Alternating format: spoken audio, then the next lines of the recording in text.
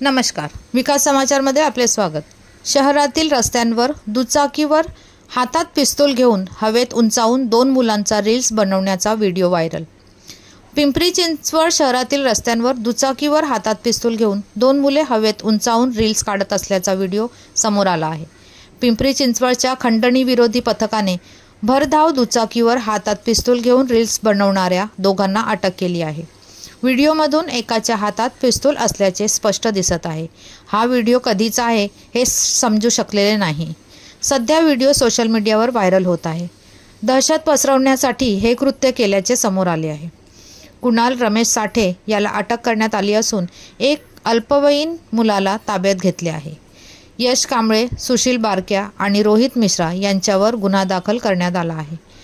आपण व्हिडिओमध्ये पाहू शकता कशा प्रकारे हातात पिस्तूल घेऊन ते हवेत उंचावून रील्स काढत आहेत। त्यापैकी एक आरोपी यश कांबळे हा दुचाकीवर पाठीमागे पिस्तूल हवेत उंचावत आहे व त्याचा व्हिडिओ पाठीमागे असलेल्या दुचाकीवरील तरुणांनी मोबाईलमध्ये काढला आहे।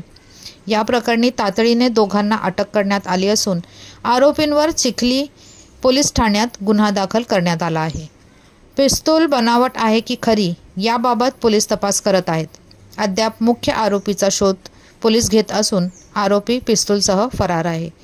धन्यवाद। वसईहून मी शहनाज शेख, विकास समाचार। चॅनलला लाईक, शेअर, सबस्क्राईब जरूर करा।